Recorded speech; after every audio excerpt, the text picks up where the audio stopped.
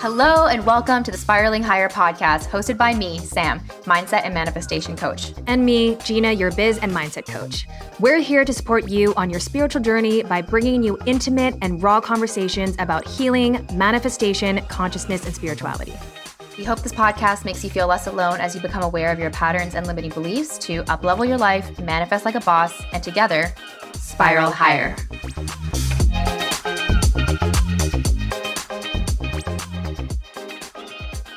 Happy Halloween. Happy Halloween.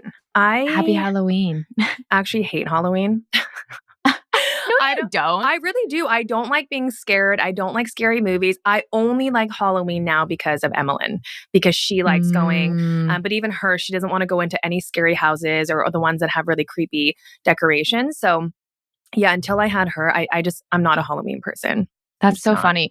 Halloween used to be, I think, my favorite holiday, not because I like spooky stuff, but I found that I lived in a really southern subdivision where it was there was a really great homeowners association, and we had hay bale rides and adults dressed up, and it was a group event to go trick-or-treating around the block, and it was a super safe area. I never really thought about that as a kid, but it's so crazy. I was watching these videos last night, and it was on Last Week Tonight with John Oliver. And he was basically making fun of all of these police force videos, basically warning people about Halloween. And it was really funny, but also the messaging was so strange. The messaging was make sure that you just don't go into someone's house that you don't know, don't invite kids into your house. And I was watching it and I was like, wait, did they say stuff like this when I was a kid? Because I don't remember us being afraid of trick-or-treating, but I know the world has changed. Yeah, no, I don't think they said that before either, because I grew up in really, really small towns, and we just, my parents never even knew where I was. I would just leave the house and I would just come back. And so, because one of the towns I lived in, there was only one street. The main street was maybe 2 blocks, and at the end of that was a school, and at the other end of it was the highway. So that was kind of it. There wasn't a lot of places for you to go, but I definitely don't think that narrative was out until more recent years. Yeah, I had this moment when I was watching those funny ads, and I was like, wait, I didn't think of trick-or-treating as dangerous. Am I just so sheltered? But also, I'll never forget this. When I was living in New York City between the ages of 18 and 20, I actually was a babysitter for these rich kids on the Upper East Side. And I babysat them maybe, I don't know, 3 times. But one of the times was right before Halloween. And I said, oh my gosh, what are you guys going to dress up as for Halloween? And they were really excitedly telling me about their costume. And then I said, are you going to go trick-or-treating? And they were like, what's that? And I was like, what? So, and then I was like, it makes sense. You guys live in New York City. I don't even know what your trick-or-treating version would look like. Yeah. So weird. It's actually funny because nowadays what the weird thing is having homemade things to give out. If somebody packages something, that's kind of creepy. You just throw it out right away. There are some God. places that do that. One of the houses we hit up a few years ago, they were giving out apples from their yard.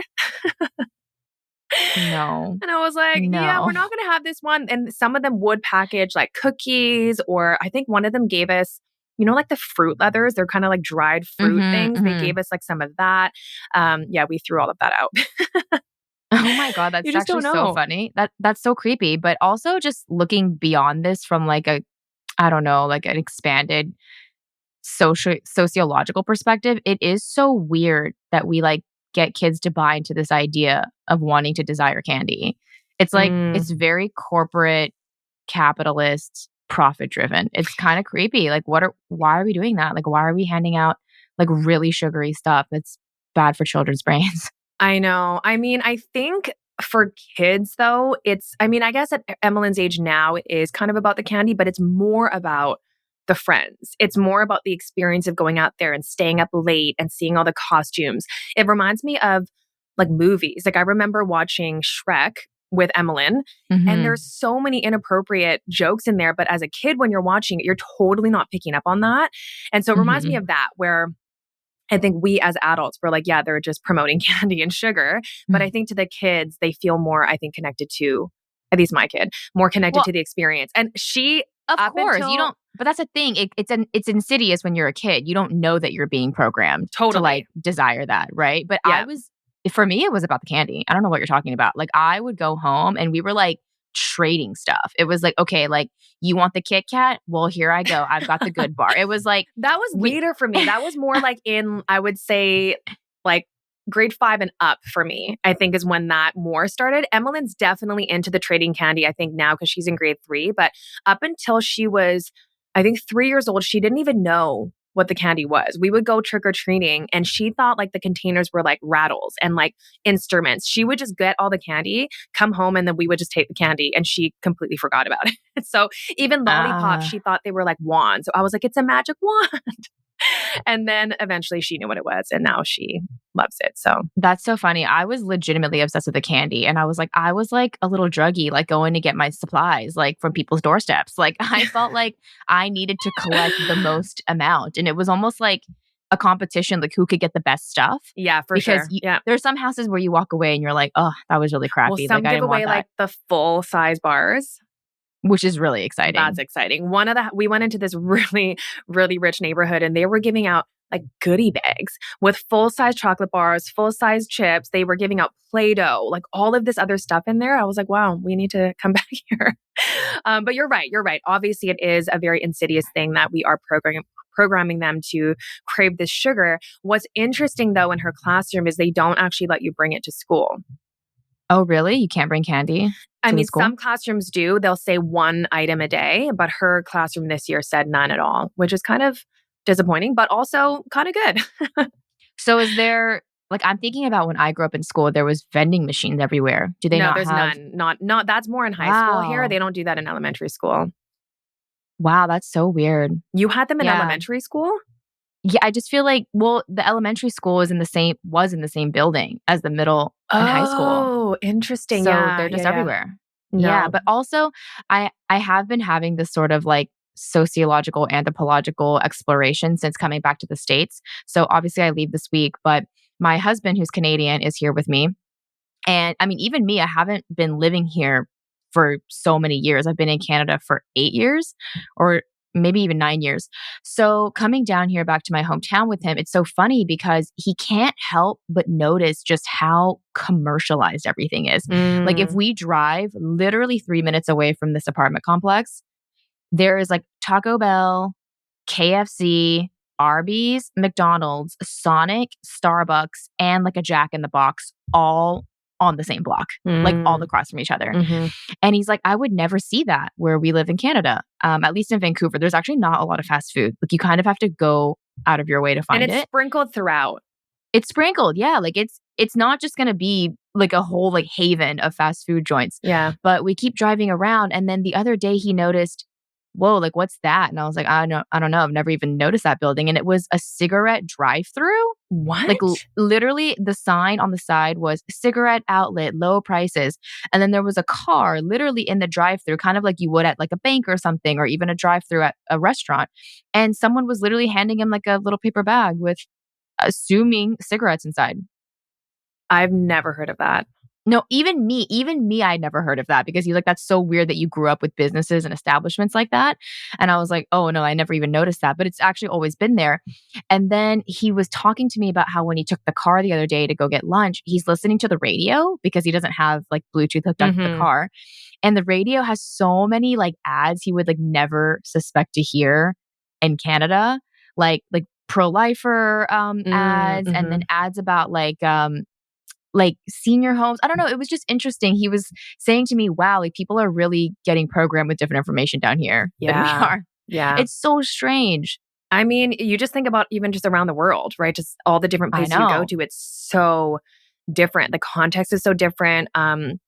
Even just like when I would move from one city to another, right? Just growing up, every area, every neighborhood, every group of friends, every classroom, it's like its own little mini ecosystem of just what you are being programmed to think and like.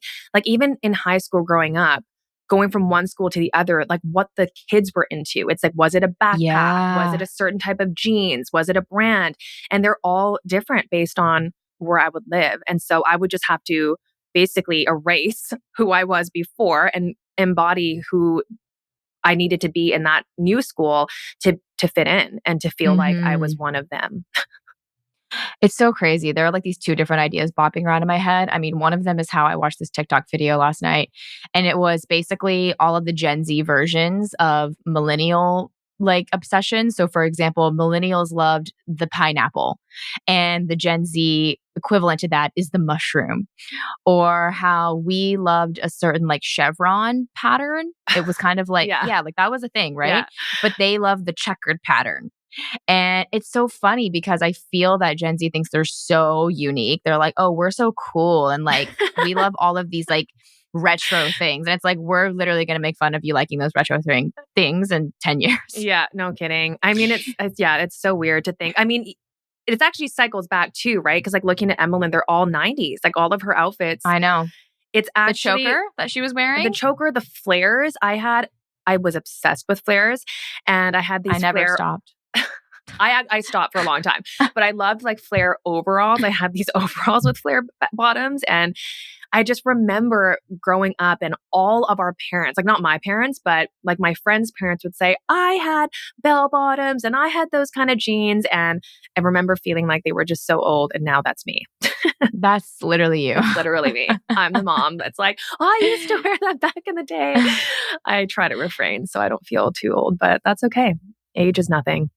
Age is really nothing. But the other thing it's been really bringing up for me is this concept of the authentic self, because we talk about that a lot. And I think everyone's talking about that, right? And it's kind of shelling forth this idea that there is like one inherent, like teeny tiny Russian doll version of you. Like if we like unpack all of the masks and like cultural conditioning, and there's like this pure version of you inside that's like, that's the true you. And I'm kind of realizing that's not really true, because the true me could actually be the exploration of one of my masks, right? Like, even like Halloween, right? We're literally dressing up and putting on masks and like putting on outfits, but that's still us. Like we're exploring ourselves through that discovery or that expression. And I think for so long, I was like really startled about how conditioned I was. Like like you said, who really are we without this conditioning? Like, can we even function in the world? Probably not. But I thought to myself that I wanted to become the like purest version of myself that was not conditioned. It's like, I don't want to be like the version of me that was like raised in America, the version of me that was Korean. I just like, what am I like without all those systems of thought and those beliefs? And I searched for a really long time, like trying to find that like core me. And I'm realizing that it's not real. Like I am me when I am exploring who knows what it means to be Canadian. I am me when I go on a trip and I'm suddenly inspired by that and it like influences my style choices. Like that is me. Like me is there along all of the cultural explorations of the things I've been programmed to receive and engage with. And this idea of trying to find like a pure, unconditioned me, it's just, I can only find it in meditation. And that's like not how I live my life 23 hours of the day. And you're not designed to, right? I think it goes back to the conversations we've had before about how there is in the spiritual world this tendency to desire a version of you that's like pure spirit. Yeah, but it's like purity. But you're human. Like you're human. And it reminds me a lot of, I've talked to a lot of parents and obviously read a lot of parenting things. And there's this like feeling of when your kid is growing up, like you're losing them, right? Like they're changing and they're shifting. Like even this year, it's the first year that she doesn't want to only trick or treat with us. Like she wants to go with her friends. And so that's an adjustment. And there's a part of it where you feel like I said, you're losing them. But I heard someone say that it's them the whole way through. Even when she's 50, it's still her. Even when she's 20, it's still her. When she gets married, it's still her. When she doesn't want to trick or treat with me, that's still her. You know, that she's still in there. So it reminds me a lot of what you were just saying, that when we are in a good mood and we're happy and we're vibrant, and when we're sad or when we're in pain, that's still us. We're still in there. Yeah. It's so crazy. I literally just learned like last month that I'm still me when I'm upset, because I sort of had this belief that I was only me, or I was like the true me when I was like at peace or like in joy or happy and expressive. But then I would experience obviously duality, the opposite. I would experience the opposite of joy. I would experience darkness, and I'd be like, oh, like this isn't me. This isn't me.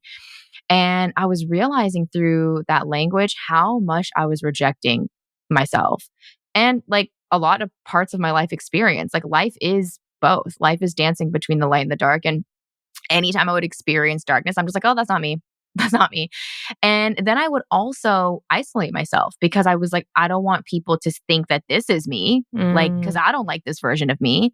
And so there was a lot of shadow work that had to go into that. And it's funny because the reason why I wanted to record this before the month of October was over is because remember when we had that numerology reading with Joy and she was like, Octobers are very significant. They basically provide as like teaser trailers for the remainder of the next year. Like what happens in October is a sneak peek into your following year. And I think that naturally led me to develop a low-key fear of Octobers. I was a bit like, oh my God, like I have to make sure that October is like really good, as if I was like securing my fortune for the next year. So no different this year than the previous years. I did the same thing. I was like, okay, October is going to be amazing. Like, you know how good of a mood I was in before I left Vancouver preparing for October, which was like the start of my nomading 3 months. And I had all of these intentions. I had all of these desirable experiences that I wanted to co-create. And then like 1 week into October, like I just started like hardcore crashing because it was a lot of energy in order for me to get ready to move. As soon as I got to Tennessee, it was like meeting up with like friends and family. And my body was like, I'm so tired, time change. And so for like a week, I was just so low and I was freaking out because I was like, oh no, like, is this like a sign of like what's to come in 2024? Like I have to turn this October around. So I was experiencing all this resistance, obviously, to what is, because I'm like, no, this October can't be like this. I have to turn it around. Then so funny, Joy actually commented on one of my story posts and it was like something really sweet, like festive, have a happy festive October to you. Remember that what happens in October is, you know, a beautiful symbol of what's to come. Like you're in a 7-month and a 7-month is the month of spirituality. And I thought about it when she messaged me because I was like, that's so weird. I've been thinking about her actually all month so far. So I messaged back and I said, oh, thank you so much. I've actually been a little bit nervous because October hasn't been going as planned. And then she messaged back saying, don't be afraid. October can also provide us insight into the challenges that might come up next year so that we can get ahead of them.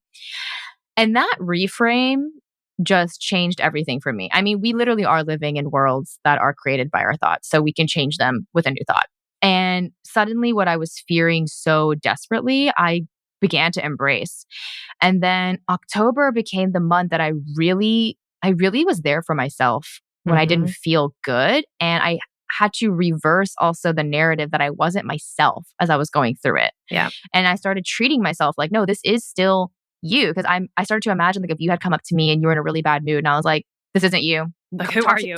Talk to me when Gina comes back. Like, no, that is Gina just feeling down. Like that is Gina feeling tired. And so I stopped rejecting myself. I like really started just kind of like loving the experience and taking care of myself, which I know you also can parallel.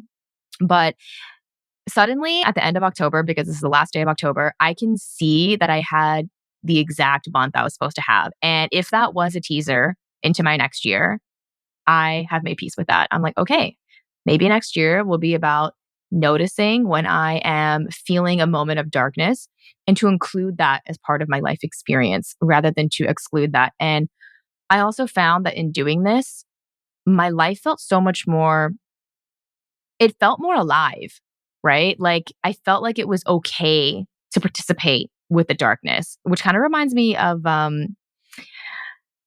Xavier's episode. Remember, like there's something about having that darkness like kind of have its way with you. And I kind of like, it felt like rolling around in mud. I was like, okay, like we're just going to do this and it's going to be messy, but let's have fun with it. And so, yeah, that was my October. Yeah, I feel like you're not fighting with what is. I think that's what is always the suffering part. And I think what I can hear so clearly is when you're saying like, oh, that's not me. It's not that it's not you. It's just we're rejecting and not accepting that part of us. And that's why we're like, nope, that's not me. We don't even want to claim it, right? That'd be like, I don't know, having a kid and the kid's going crazy in the mall and you're like, that's not my kid. That's not my kid. Literally. Yeah. And you're rejecting that person from being you or being a part of you. And I think that's what hurts so much, right? It's not that you're in a bad mood. It's that you're not okay with being in that state. And that inside of our bodies does 100%. not feel good because it's like, all I need is for you to see me and accept me, but all you're doing is hoping for me to go away. And I feel like this past month, what I see from the outside for you is October was the month of, you like really listening to yourself, loving yourself, accepting yourself, having these breakthroughs, resting. Like that's what I see. And that's going to hopefully be duplicating for all of next year. And that was very much the same narrative as me. This past month has been really intense. I think we've talked about this where I feel like I blinked and it's the end of October.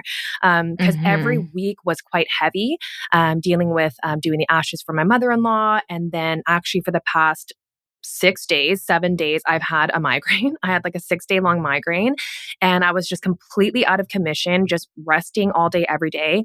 And I had the same thought as you. I'm like, is my October now telling me that all of next year is going to be in bed? I'm just not going to be doing anything.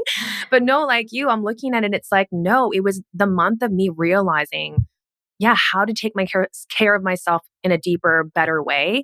And it was just like the month of epiphanies. I feel like I've learned so much about me, a lot about the grieving process with my mother-in-law, how to really surrender. Definitely acceptance was another really big theme for me with the migraine where I didn't sleep. It always triggers my insomnia. So actually last night was my first night sleeping pretty much all the way through in like a few weeks. And for anybody who struggles with insomnia, there's like a moment in the middle of the night where you're fine. You're like, it's okay. It's okay. And then you want to like punch the wall because you're so frustrated that you can't freaking fall asleep. And I know that what I need the most is sleep so that my migraine goes away. But if I'm not sleeping, it's like, how do you not get frustrated? How do you not will and hope that the migraine goes away? And I think what that really taught me was not that my whole rest of the year is going to be filled with insomnia and migraines, but it's going to allow me to access a deeper level of acceptance and being with what is and loving what is and loving me in what is, and how do I just keep on responding to myself in the most loving way. Like this whole month, I've been wearing clothing that feels more cozy to me. Or if I feel like I want to be uplifted, I'm wearing brighter colors. Like I'm finding all of these new ways to incorporate through my 5 senses, honestly, ways to, nurture myself. Like I've even been drinking a lot of Korean tea, boricha, if you know what that is. It's just been so soul filling to even give myself that. So I feel like what I've learned in October is all new layers and pathways to access love for myself. That's so beautiful. I think what I've learned, and I would say it differently because you know me, but for me, it's more like I learned that I am not entitled to not caring for myself. Like I almost had this energy up until this year where I'm just like, almost like being in an abusive relationship where it's kind of like, I don't have to treat you well, but I expect you to like treat me well. And that's no, yours was like conditional. Yours is like, I'll treat you well as long as you do X, Y, Z. And if you don't, you're going to be grounded and I'm going to cut myself off from you until you come back. Yeah, sort of, for sure. But more so that like, I really thought that I could get away with like taking such little care of myself. Like, and if my body were to react, oh my God, I'm just really mad about that. Like, I'm so mad. But it's like, it's only giving me that signal of like tired. I mean, I talked to my client last night about how so much of us as a culture, we have demonized rest. So I told her about how when we get the signal to go to the bathroom, we don't like have a whole identity crisis during that. We're like, I just need to go to the bathroom. And we're glad we got that signal because if we ignored it, that would be a bad situation. But when we get the signal that we need to rest or take a break, we have a whole freaking crisis over it. Like there's shame, there's guilt, there's judgment. It's not just, oh, I'm tired. It's a whole like threat to your identity and what you believe is possible or what you need to do. And so that happened to me a lot this year, especially this month too, where I was just really recouping from packing up and leaving my previous home. I just felt so tired. And once I finally acknowledged that being tired wasn't bad, I was actually able to rest because it kind of reminds me of like the relationship to money. It's like if you think money is bad, like you're like you're greedy or you are somehow unjust for having a lot of money, then you're obviously going to block yourself from getting money. I felt like I was blocking myself from getting the abundance, getting an abundant rest because I kept thinking it was bad. Like, oh, like I'm bad if I like spend this much time in bed. Like, oh, I'm bad if I like don't focus on my business. But I started just seeing rest like a hunger cue or a bathroom cue. Like, oh, that means I need to go get some shut eye. Like, or that means I need to like just rest my brain and meditate. Because if I don't do it, my body rebels really badly. Yeah, your body But will all of us do. respond. All of us do. And that's been the craziest thing too, because I mean, I used to get migraines multiple times a month. And now they've lessened a lot because I've reduced a lot of my addiction to adrenaline and stimulation and all of that. But yeah, when you get the migraine, the initial thought is like, yeah, why is this happening? But Yeah, it's now resistance. it is resistance. And I think now we've talked about this a lot over the past few weeks is the connection to my body and the communication lines between me and my body are so open now. I can hear it talking to me so clearly. So in my case with the migraine, I actually talk to the migraine. I know that sounds weird, but I talk to it all the time and I'm like, "Hey, what's up?" And you can hear it say, I was thinking too much, or this was too much today, or all of this planning, I just need a rest. It's not even like it's getting mad at me. It's more just very clear. Oh, okay, you need to shut down and go off of line because I've been using you too much. It's very much like, it's so funny. My daughter comes home from school and she was like, it's so weird. My ankles hurt. I'm like, yeah, probably because you were doing 14 cartwheels in a row and jumping off of like the highest point of like the playground. And it makes sense. And so again, that's her body telling her, I'm overused. Your ankle hurts because we used it too much. And so that signal now doesn't have the same meaning it had before of like, wow, I'm worthless or useless or whatever. It's just, oh, I need rest. Just like the pee thing. Like if you have to go pee, you just go to the bathroom and go pee. And we've said this so many times, but the body is always talking to you. The body is always communicating to you, but are you open enough to listen to it? Or are you only looking at the external noise, right? Because even what you were saying about not wanting to accept that like you're really tired and what that means about you and feeling like it's bad. It's also we're listening to what other people think of us when we're resting, right? It's like, well, what happens if I cancel this meeting? What happens if I have to reschedule this podcast recording? Now we're also worried about what the other person is thinking about us, which ultimately obviously boils down to what we think of ourselves. But there's just so many layers. And I think when you remove that and you just prioritize you and you, at the end of the day, everybody else wins. And it goes back to that Xavier episode too, of like being okay with being the villain. I'm 100% okay with looking like the quote unquote villain for canceling if it's in honor of taking care of me, because otherwise, then I'm only the villain to myself by not taking care of me. And I refuse to let myself down in that way and ignore that communication signal from my body. Yeah, it's always so funny how we think it really is other people's opinions that we're afraid of, but we're really just afraid of our own internalized narrative about what we've made that mean. And of course, there are like collective meaning makings that we share with other people, which is why we project that other people are thinking it. But this is what I've realized. The people who've really done the work are not thinking it. It's only the people who haven't done the work. Totally. So Yes. for me, I've never really been concerned what other people think. I already know it's me thinking it, which doesn't necessarily make it easier because you're still dealing with a very unconscious, deeply embedded thought. But that has been the past couple months for me where I am undoing the narrative that rest is anything other than a bodily need. And this past month was when I realized that honoring my body is actually honoring divine intelligence, God, universe, because it has a divine order. Like the body is very intelligent. It is not ever acting out of alignment. It is only ever trying to seek balance. It's like water trying to find its flow in a river. It's like even if there's like boulders and stuff, the water will still try to move around it. I feel like that's my body. And I am the boulders. Like I am literally in my mind creating blockades and resistance towards the healing, because if my body tells me by giving me like scratchy feelings behind my eyes or like a heaviness in my chest, it's literally saying, this is too much. I need to take a break.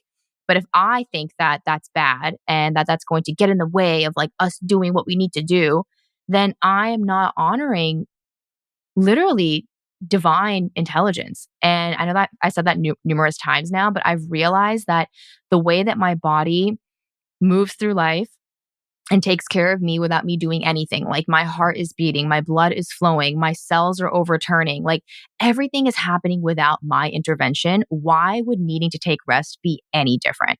Because whenever that signal comes up, I usually go into my mind and think that I know better. I'm like, no, I don't need to rest. No, I'll have a coffee instead. Or like, no, if I rest, this is X thing is going to happen. And learning to trust my body's signals has put me into such a beautiful rhythm with myself. And I have to remind me and my clients all the time that like we live in here.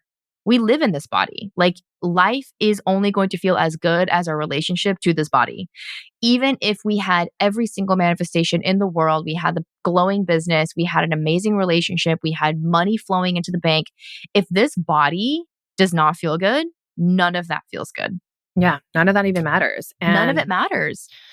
Yeah, it's so interesting to just think back to how addicted we were to not resting before. Like it's actually hard for me to even remember how deeply entrenched my mind was in just never resting. Yeah. Like and it feels so far away from me now.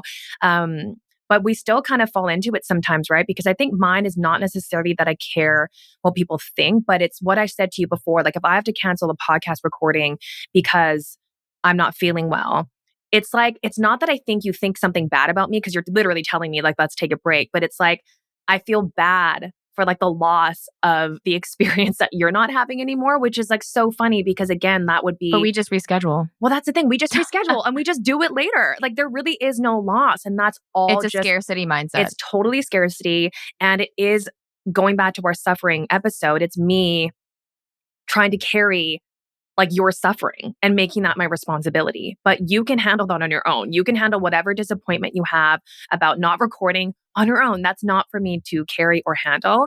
And but you're actually not even carrying mine. Like you just made it up. I don't even have that. Well, that's what I mean. It's like you're literally making up in your own mind and you're trying to carry somebody else's that's not, it either doesn't even exist or it's either way. It doesn't even matter if it exists or not.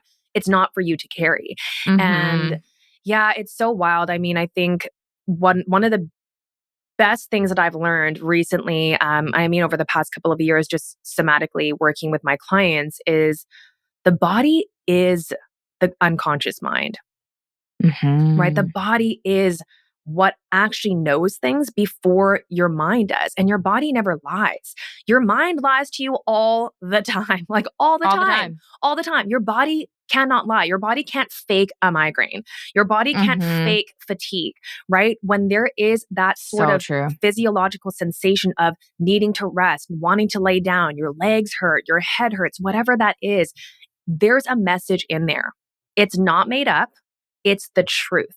And it's up to us to develop that communication system with our bodies, to tune in, to ask, what is it that you need? And I think for all of us across the board, we all need more rest.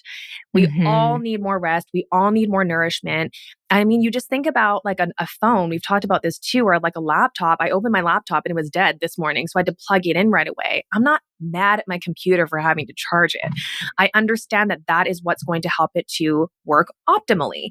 Even when we're using a lot of data and we're recording on here, it does require you to be connected to a source of the electricity so that it can function better, right? So it's the same thing for us. We need to be plugged into source so that we can function optimally and we can be, not distracted by the body's way of yelling at us because we're not listening, right? It's like that's the noise that we're trying to get away from, not rest. Yeah, exactly. And it's so interesting. I've talked to multiple clients about this, but a lot of our demonization of rest is so cultural too. Because if you look at other parts of the world, they're taking a nap in the middle of the day. Like that's baked in. Yeah, it's baked into the culture, and that comes from like medieval times. Yeah. And so I joke to a client that I am trying to mirror my abundant life after like basically a rich person in the Middle Ages.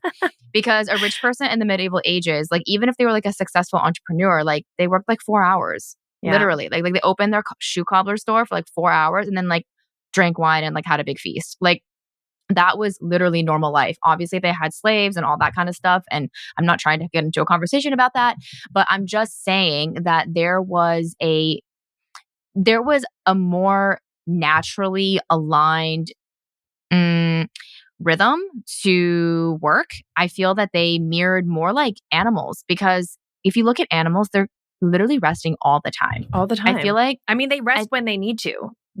Bottom line. not even like they're literally, unless they're expending energy for a purpose, they are always resting. I look at animals. I mean, I have a dog and I'm literally observing him all the time. I'm like, you do nothing. You literally just lay there all day. And you look at gorillas, which we obviously evolved from. This is not a radical thought. This is science. Like they are literally just chilling all the time. And so I've kind of like remembered that I'm an animal this month and I'm like, oh yeah, like I have the same needs as other mammals. Like why would I think I'm like a superhuman, which is a whole nother story. A whole other story. That's what you would be for Halloween is superhuman. Yeah. I mean, I think that we do sell this idea, especially in the West, that like you can basically like hack being human. Yeah. We even call it biohacking, right? Yeah. There are people who are obsessed with like optimizing the human condition, which basically is just perfectionism. Mm-hmm. It's like, how can I literally ascend anything that I believe to be subhuman? And I think that one of those things is being tired. Like being tired is somehow considered subhuman and not just part of being human. Yeah. We're trying to kind of like build on top of the human experience and like almost like, I don't know, what I'm envisioning is like having like an old flooring or something. And instead of like ripping out the old flooring, you're just like trying to go on top of it to create something else. And it feels like we're trying to do that sometimes with just trying to change our natural physiology. Just for what? For more profit, for more productivity, for what? Is that really what's best for us? And it reminds me of that quote that you shared a long time ago about moving at the speed of nature. You know, when you go into a forest walk and you see the trees, like there's this one tree right outside of my window that's like lost all its leaves and it's not any less of a tree. That's just part of its journey as a tree that the leaves fall off and then they come back on, you know? And I think one theme that you and I have been talking about a lot is how our bodies are always seeking coherence, right? Between your body, your mind, your heart, your nervous system is always trying to come back to homeostasis. It's always trying to be coherent. But most of the time, we're operating like a car that has four wheels all going in different directions. And that's why we feel all of this frenetic energy. That's why we feel so stressed out all the time. When those wheels are all going in the same direction, that's when we feel like we're in alignment. That's when we feel that's when I think we feel connected to source. We feel it connected to ourselves. And I think when you understand that when you feel bad, quote unquote, when you're feeling tired, headaches, whatever kind of physical symptoms you're getting, that's not your body like rejecting you or going against you or failing you. I think sometimes people think that, you know, like, why is my body doing this to me? That's just your body trying to get back to balance. That's actually your body healing itself and trying to guide itself back to resting because that's what it needs to offset whatever else you've gone through. You know, the past few weeks have been very busy for both of us. You and I both. We've both traveled. I mean, you've traveled a lot more than I have, just airplane wise, but it was still to my body. My body doesn't know that I haven't been on an airplane or not. It just knows that it's stress and I've been doing a lot. So following that week, I had this huge migraine where I was literally just in bed all day. And instead of thinking, oh my gosh, my body's going against me, betraying me, it's like, wow, my body is so wise that this is what it knows it needs to do in order to come back into balance. It's trying to get those wheels going in the same direction.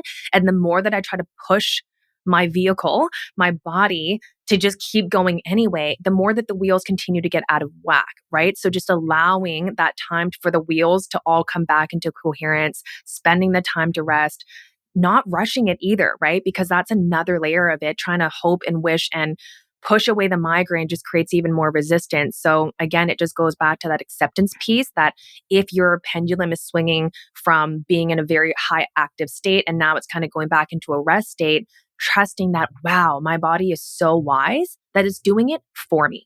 It's not like a phone that has to wait to be plugged in, right? It just plugs itself in and you just get to allow that recharge to happen and instead of like unplugging it over and over. Yeah, we get in the way of our own self-healing because the body truly is a perfect system. I Yep. think about this all the time. Like if I scratch myself or cut myself open or break a leg, I literally don't have to do anything except for just wait for that to heal itself. Like I can't believe that you can break a bone and with the right rest, it will literally heal itself. Like you don't Mhm. have to actually know enough information about making your bones go back together. Like the only thing you have to do is stop fucking walking. Like, or if you have a scratch, right? The best thing to do is to let that like heal, dry. Mhm. Like if you keep touching it, that's making it worse. Mhm. And so just remembering these things has allowed me to develop such a sacred relationship with the body. And I feel like when I'm really listening to the body, like I'm listening to God in a way, Yeah, because I absolutely. am, because the body is God. Like it is nature, like it is creation. And so it has a divine wisdom that my mind can't in a million years compete with. And Mm. I think the problem with our society is that we're so disconnected from the body and we are identified with the mind. Mhm. And so we experience a signal from the body, and then we have a story about that, which keeps us from actually tending to the signal coming from the body. Yeah. And so I have been divorcing myself from so many stories about what my body is doing or not doing. I used to flip the F out every single time I was bloated. I hated that feeling. And I was like, how do I stop this? Now I'm just like, I guess that's just what the body is doing. So, like, I don't know, balance out the amount of sodium or something in my body. Like, everything is intelligent. Whether it's Mhm. bloating, needing to go to the bathroom, needing to go to rest, everything is seeking harmony within my own body. And if I can align my mind to believe that, then I'm winning because I'm no longer in resistance to what is, and creating a life that actually mirrors the relationship and response I have to my own body has felt truly abundant, because the abundant thing for me is not running my systems into the ground so that I can, like you said, maximize profits. It's wait, the abundance is being able to take a break and then just resume when I feel better, Yes. because abundance for me is not what I create. Abundance for me is how I feel. Yes. And I find that so many of us are like, oh, I don't want to rest because I want to get everything done. Yeah, so that you can rest. Exactly. It's so backwards. So it's like, just take the break now because that's what you want.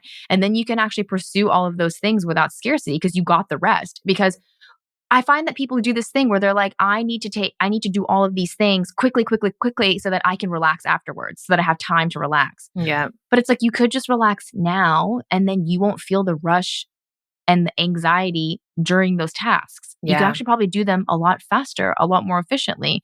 And that takes experience. I didn't believe that initially, but now I'm like, oh, okay, like I can feel when things start to feel hard again. You know what I mean? Like I start opening my emails and I'm like, this feels hard. Like, and it's an easy thing, right? But I know it's only feeling hard because I'm tired. And so then I take a little resty rest, and then I come back and all of a sudden everything's really easy again. I know how to read and type and send emails. It's amazing. Yes, you know how, because that's the thing. It's not a skill level situation. It's not because you're not No, skilled to write the email. There's something in your body that's like, this is too much for me.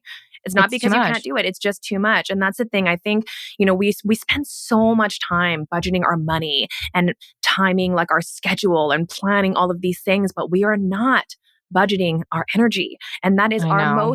most important, and I was going to say lucrative, but that's not even the right word. It's just the most important currency over anything else, right? But Energy over TBH, everything it else. does end up becoming lucrative, because if you know how to budget your energy, well, energy Yeah, is what turns into things that you end up exchanging for money. totally. I just didn't want to use that word because it sounds too close to like productivity and like maximizing profit, but lucrative even in just your relationships, right? Lucrative in the experience Mm, of even going to the forest and walking and actually being able to receive the benefits of being in nature. Like that's lucrative or abundant for me, right? And so I think once you start to really kind of start analyzing how are you budgeting your energy? You and I talked about this this past week too about how there's a lot of things that I spend my energy on that I am not clocking in to my budget. There's a lot of things that I do in my day that I'm not using, like I'm not thinking about it as an energetic output. And so at the end of the day, it's like, why am I so tired? Because in my mind, I'm only clocking in like the work things, right? But I'm not clocking in the other interactions. Even going with Emmeline to a field trip for school, in my mind, that's fun, but that's still an energetic expense. There's still energy being like expended there. And I need to clock that in to make sure that my body is not doing too much. And so when you think about budgeting your money, I just would love to welcome everybody into starting to budget their energy, because a lot of us are using an energetic credit card, right? We're just putting it on the credit card and we're like, oh, I'll rest later. But in the end, you end up in millions of dollars in debt or a lot of hours of rest in debt, and it'll come back with a vengeance, right? Instead of a collector calling you. You're paying interest on that. Totally. Your body's going to be calling you and it's going to shut down. And so are you overspending your energy? Are you in a deficit? Are you spending from debt in your energy? And if so, obviously, you can listen to this episode and hopefully things will start to adjust. But even in that, I will say for both you and I, it has felt worse to start resting more in the beginning. It almost got worse before it got better, because once your body and a nervous system perspective starts to actually notice, okay, she's allowing us to rest, it almost wants to like store rest, because again, it's trying to catch up of that deficit, right? It's the same thing as when you start paying off that debt. It's like, yeah, that $100 payment is great, but you can see that there's so much more to pay back. Luckily, our bodies don't function the same way as actual debt, right? It's amazing how a few nights of good rest and just this week of you taking care of yourself, how much that can actually impact that energetic deficit. It doesn't work dollar for dollar, thankfully. It really just is nurturing our bodies and responding to the calls of our bodies. And that's really enough. And trusting that your body knows what to do. Your body knows what to do more than your mind, because I think we always want to do quick fixes. You and I have talked about that too, that we try to take these shortcuts thinking that it's going to get us somewhere faster. But those quick fixes actually end up costing you more. It costs you 100%. way more. And in an effort to like save time, you spend more energy and more of your body's functioning. And that to me is much more expensive than any profit I'm going to be losing. 100%. It really mirrors like me trying to save money on buying the cheapest thing and then it breaking, and then I have to buy the more expensive thing. Yep. It's like, well, that just ended up costing more money. And time. And time. I love this idea that you put forward though about the energetic debt. I'm going to steal that, because I actually think of almost everything now in terms of energy, because everything is energy. Everything requires energy. So if I'm going to produce anything, I'm going to need energy for that.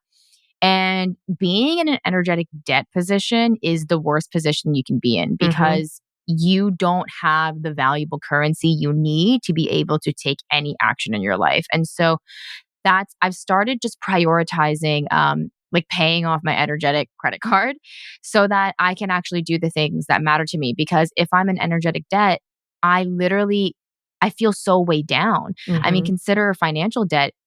It feels like you have no freedom, right? You're so freaked out. So when I'm in energetic debt, there is no book being written. There is no podcast being recorded. There is no clients being helped. There are no walks being taken outside, right? There's no joyful experience that's happening until I'm out of debt. And so I have been seeing my rest not as I think I said this to you in a voice note, but I've noticed that my language sounds like, oh, I don't feel like doing anything, or like, oh man, I feel so tired. And then I like go take a nap, but there's like so much resistance there. So now I've actually started changing my language and saying, I want to rest, so that the action is actually aligned with a desire instead of the opposition of a desire. And it allows me to like sink into that experience more, because I think a lot of us rest a bit like begrudgingly. We're like, oh, like I really need to get this thing done, but like I'm so tired. So like, I have to go like rest my eyes or something. And then we're like resisting it. And then we're like not even sleeping when we're meaning to rest. And so for me now, I'm like, no, I want to go do this. Like I want to go lay down. And it feels good to really accept and embrace that experience. And then I always come back way better. Yeah, I love resting now. I think especially over the past, I would say for sure 6 months, but over the past year, it's been such a priority for me to have that alone time. I'm such a crab hermit where I just like to be alone a lot to disconnect from all of that stimulation and just even conversations with people. I like to have that, rest and recharge time for myself. And for me, it just feels like it really does feel like an inner mother. Like that feels really good to me, right? Like when I get to receive that kind of motherly nurturing and someone to advocate for my rest, that feels really good to me. So I love saying to myself, like, I'm going to give you rest. We're going to go to bed because that's going to really feel good to you. And even this week, you and I have been saying a lot, that feels good to my body. That feels good to my body. Like yesterday, we were supposed to have a call. You had a headache and I said, we're not going to have the call. And you were like, okay, thank you. That feels really good to my body. And it feels like a gift, right? And I think when I think about that, like I love giving and receiving gifts. And so for me, rest is like the best gift you can give to yourself. And so that has felt really supportive to me. And it's created this like more bricks in my road of self-love and self-communication and relationship and trust, because now my body does trust that I'm going to advocate for it. My body trusts that I'm going to take care of it. And I trust that I'm going to be able to take care of it, right? Because before I definitely had an identity where I didn't know how to take care of myself. I wasn't good at it. I didn't know how to talk to my body. That's been quite interesting. Obviously, as a somatic coach, all of my work is really baked into listening and communicating with our bodies and tuning into what our body is telling us. But I remember before, like I never knew what the hell my body was saying. I didn't even know what that even meant to be connected to your body. I'm like, I am connected to my body. I'm in it. Right. But to actually but you were in your head. I was in my head. And in so many of my coaching sessions, it's like, what do you feel? And then when you ask somebody what they feel in their body, they go right to what they're thinking in their head. Right. Instead of saying, oh, I'm feeling tension in my stomach or in my throat or in my back. They're like, well, I think that blah, blah, blah, blah. So it's so interesting that we as a society, we're not used to checking in with our bodies. We're only used to checking in with our minds. And so if this practice feels kind of clunky to you, you're not alone. That's totally normal. But you can start to just get curious of, what am I feeling sensationally in my body? Like, do my legs feel weak? Do they feel strong? Like actually just tune in again to those senses and just start there and see what comes up, because it's incredible in some of these sessions, especially inside of the Unlayered Self. We've been coaching our wonderful members inside of that program. And it's been so beautiful to see all of the revelations that they've had simply by starting to develop a conversation with their bodies. Hey, spiralers, we found something that we could not wait to tell you about. We have got for you some spiritual tea. Actually, it's not tea at all, but it is our new favorite meditation app, Superhuman. We're literally obsessed with this. I love it because unlike other meditation apps we've used before, it has meditations you can do as you go about your day, not just when you're sitting or lying down. My favorite are the getting ready ones that are about 20 minutes long with affirmations that you can listen to as you start your morning, or the midday pep talks, which are only 2 or 3 minutes long. And they even have specific tracks for moms. Yeah, there's so many options. And I really like how these meditations are aimed at helping you tap into the emotions of what you want to attract. They're accompanied with really moving motivational musical tracks, and they're just not boring. They don't just ask you to sit there and try to clear your mind. Instead, I feel like I'm in my own music video and I'm tuning into the frequency of my future self. Yeah, I actually feel like I'm in my own movie when I'm listening to them. I know, me too, especially when I'm doing the walking ones. There's like specific walking ones where Mimi's voice, who actually voices all of the tracks, she's like, and as you walk into your future, I literally feel like I'm commanding this energy. And that's the entire point of the meditation, is to really tune into a higher frequency. And so with our code, you can try the Superhuman app with 1 free month, in addition to their trial offer of 2 complimentary weeks. That's 6 entire free weeks to tune into the frequency of your highest timeline. It's so abundant. We want you to try it for yourself and let us know what you think, because you have absolutely nothing to lose. And you can redeem your free 6 weeks of the Superhuman app now by clicking the link in our show notes and using the code Spiraling Higher with no spaces. We know you're going to love this one, and we feel confident that your vibrations are going to spiral higher. Yeah. I mean, like you said, it's always talking to us. And I think, my journey was that I just hated all sensations. Like I would just prefer to be kind of numb.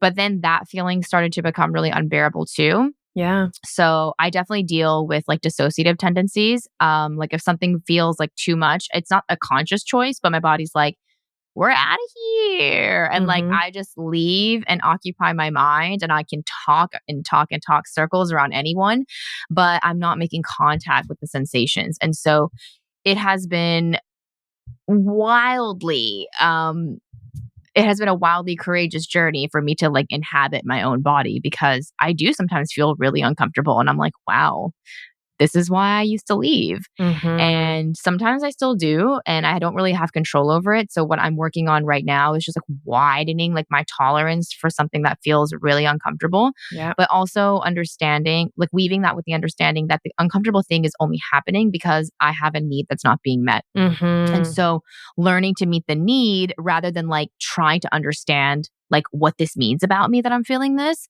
really has like nipped that overthinking in the bud, because I would just think so long about why I felt tired instead of just solving the problem, which is just getting the rest. Well, that reminds me of if I was at your house and I was feeling sick and you're like, why are you feeling sick?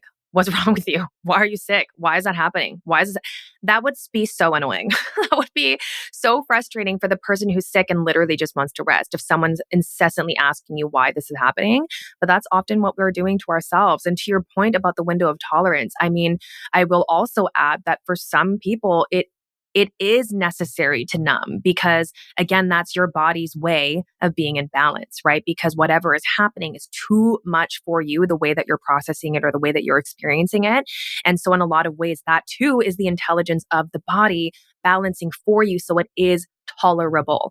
But of course, the goal is to increase that window of tolerance so that you are able to be with whatever's happening with a lot of understanding and compassion, and being able to accept it and be with it in the way that it's presenting itself to you. But sometimes it takes time to get to that point where you can have that capacity for that. And so you can kind of slowly increase that window of tolerance for yourself, just like you and I are doing right now. But yeah, I think the other thing that I want everyone to hear is just to be patient and not rush things, and just to trust the pace of your body. Just like we said earlier, going at the speed of nature, right? Sometimes it can feel like, you have this great breakthrough, and sometimes it's like bit by bit by bit. But again, trusting the timing of your body, so that we're not basically re-traumatizing ourselves into another, pattern, by forcing ourselves when it's forcing ourselves to go quicker than we're able to. Yeah. And I think if you're someone like me, you have to go about that process alongside doing some conscious thought work. So that looks like getting curious about why you actually think rest is bad, right? Did you Yeah. grow up in a household where your parents yelled at you for taking a nap and made you do chores instead? Like maybe they made you feel bad. That was like a lot of Asian households, right? Like Yes. napping was like selfish and ungrateful. It's like there are things to do around here, like get up or like do your homework, right? So exploring that, and then also exploring this notion that productivity is superior. Like, is it? Right? Like, what is the goal of productivity? What is the intention behind that? Is what you are seeking at the end of your productivity the ability to rest? Okay, interesting. Why do you believe you actually need to earn your rest? Right? We don't earn bathroom breaks. They just have to happen in order for our functioning to continue in a proper way.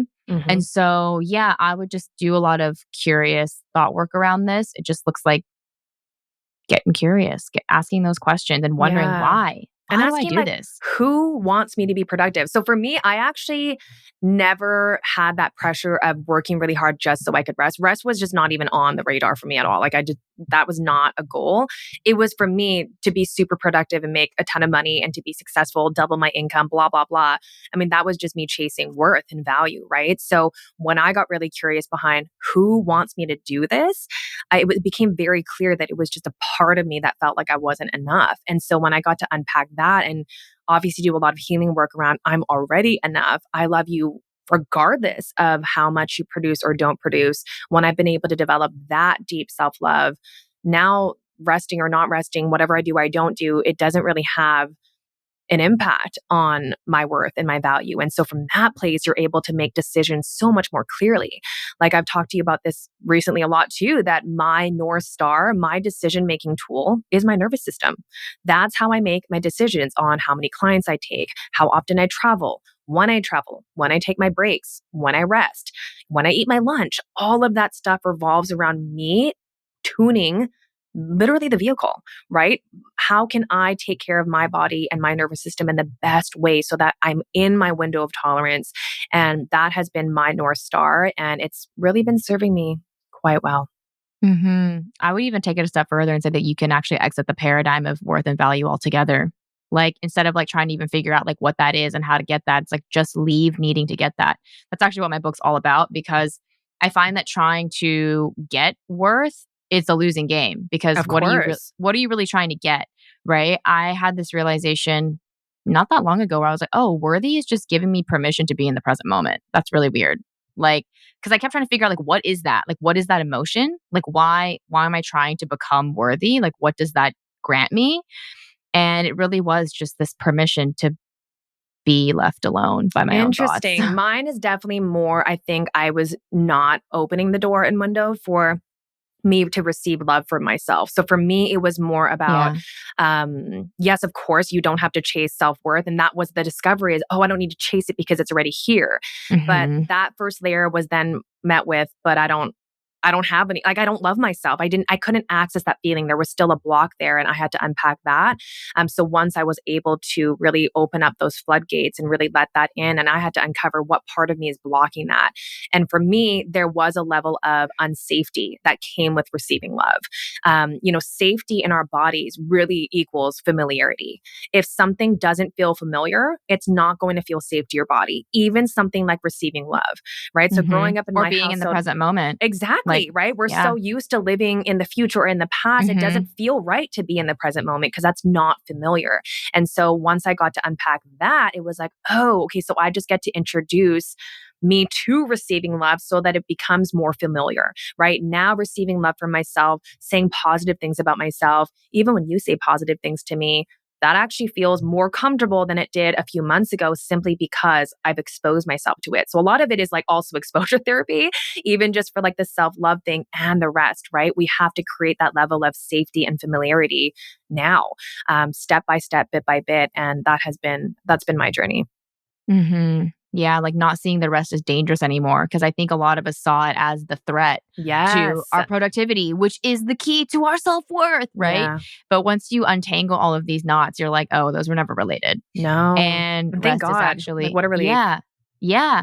And let's just say, I mean, you talked about the car, right? It's so funny because the way to maintain the value of the car would be to actually continue to get it checked and updated and change the oil and like Yeah. not drive it into the ground. Like that would Yes. actually help you maintain the worth. So it's just funny because I don't know. I found that And an interesting doing parallel. the things that aren't necessarily just the bare minimum, right? Yeah, of course, get an oil change and put gas in, right? But will you wash your car? Will you like shine the windows? Will you shine the wheels? Like if we were to actually nurture ourselves extra on top of just the bare minimum, like you said, the value of the car would actually be greater.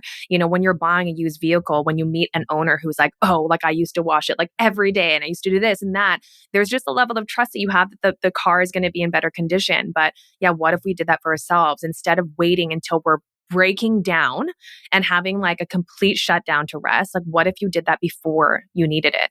I think we're so used to just waiting for the wheel to fall off before we replaced it. And now it's about, can we take care of the wheel to, I guess, increase the longevity of it? Yeah. So I think a lot of people, especially moms, I'll say for sure, a lot of my mom friends, like we just wait until we are bouncing off the walls with anger and frustration and rage. And then that's when we'll be like, okay, I need a day off. That's when we'll say, I need help. Yeah, and that's also mirrored too by the Western world healthcare system. It's very like, let's treat the symptoms, Yeah. not let's take care of preventing the cause. And so, yeah, I think there's so many factors at play here that contribute to this worldview and lifestyle. But I'm realizing that I have to, if I really want to be well, I have to go against the grain. I have to go against the norm because the norm in the Western world is to wait until things are too bad. And then you have to go and get acute healthcare. Yes. And usually you're going to be medicated or whatever, right? So that the healthcare system can make money. Yeah. So me taking care of myself and preventing, that is literally against what everyone else is doing. But go with your grain, right? That's the whole thing, right? Is go with your body, because even you and me, like our bodies are very different. And sometimes we're hanging out and you need to eat and I don't, or right. So like even in that, like a lot of times, I don't know, sometimes I will be starving, not now, but before it'd be like, I'd be really hungry, but the person that I'm with is not. So I'm like, oh, I'll just wait, right? Like we ignore our body cues even then. But I think now it's just all about, going against everyone else's grain, but going with your grain and finding out what that is. And that is a trial and error process. I know one of our members inside of the Unlayered Self too is, just trying to figure out like what feels good. I remember her saying that, she was resting and she was kind of chilling out, watching a show she really wanted to watch, just kind of resting on her couch, but that also didn't feel good. And we had a whole discussion about that sometimes it just takes time to learn, right? Just like a baby. Sometimes you're like, do you want a diaper change? Do you want a cuddle? Do you need to nap? And sometimes it takes a little bit of time for us to figure out what is the signal from my body telling me. And so if you're kind of noticing that, okay, resting also doesn't feel good, that's also sometimes part of it is just learning, again, what is the language of my body and doing a little bit of trial and error to meet the need. I don't give up the first time I try to give Sam advice and it doesn't work or whatever. If it doesn't land, it's like, then we just keep on talking, right? So how can you offer yourself that same kind of support that just that you're willing to take the time to get to know yourself well enough to know what kind of rest you need in every given moment. And I think one of the final things I'll say is that if rest feels bad, it's only because you have a conflicting thought that goes against it. Because rest is actually supposed to feel good. Right? Rest is actually restorative. Literally, that is the short version of the word. And so if it doesn't feel that way and you're competing with yourself or fighting yourself against it, you're really just fighting up against a thought that says that it's bad. So my call to action for all of you listening is to ask yourself, why do I think rest is bad? Or why do I think productivity is good, right? These questions are going to eventually get you down to the root of what is causing the resistance to what you so very need. Yeah, you're right. The perspective is really important because even when I was coming off of my adrenaline addiction, I did feel terrible. It was very much a detox of my body that felt very much like coming off of drugs because my body was so used to getting these hits of adrenaline and dopamine and it wasn't getting it. Even though I was resting a lot, it still felt really terrible because of the come off of that, right? That drop off. But when I thought about what was actually happening, it actually did feel good. Even though my body felt really tired and exhausted, what felt really good to me was knowing that my body was adjusting, right? So it actually did feel good, even though it felt physiologically maybe worse, right? Energetically, I knew what was happening and that my body was shifting, even with my migraine. Like my migraine was so painful and all I was doing was resting. So it didn't necessarily feel good, but what felt good was knowing that my body was coming back to coherence. I even said to you in that voice note, I can literally feel my body inching towards like back into coming out of that energetic deficit and energetic debt. So yeah, hopefully this episode was helpful. We would love to, as always, hear your takeaways and your any epiphanies or anything you want to add to this conversation. Please share with us inside of the community. Get to know some other conscious friends in there. Our last community call was so good, so powerful. Oh, I love everyone who comes to the community calls. Me too. And we have new members each month. We have some regular veterans who've been coming since, I think, March or April since we started. Yeah. And we actually won't be hosting a call in November, but we're going to put up a couple of the replays into the free community. So if you're feeling like you want to just be in the energy of people who are looking at their stuff, who are looking to raise their vibes, and who are looking to be consciously curious, you are in the right place. I really can't say more about the group. Like everyone in there is so enlightening. And if you have any questions about what you're going through on your journey, Gina and I answer questions in there. And also you're going to get really thoughtful answers from the community members too. Yes, they've been amazing with their responses. Some of them are like essay long responses, which has been really cool to read. And, when you come to these calls, often we let you guys connect with each other. And there have been a lot of beautiful friendships and relationships that have formed from that. And again, you can take it offline, right? Connecting on Instagram or maybe just through email or whatever to be able to create a bigger network of people who are doing this work, I think is one of the most supportive things you can do for you and your body. So join us. It's completely free. There is going to be a link at the bottom of the show notes. And we can't wait to talk to you guys in the next one. Bye. Thank you so much for listening to this honest conversation. We hope it brought you peace, clarity, and a little bit further along your spiritual journey. If you loved this episode, it would mean the world to us if you left us a 5-star rating and a review so we can bring you more conscious conversations, spiritual topics, and guests. And we lovingly invite you to join our free Spiraling Higher community by clicking the link in the show notes to continue this healing dialogue and share with us how this episode impacted you.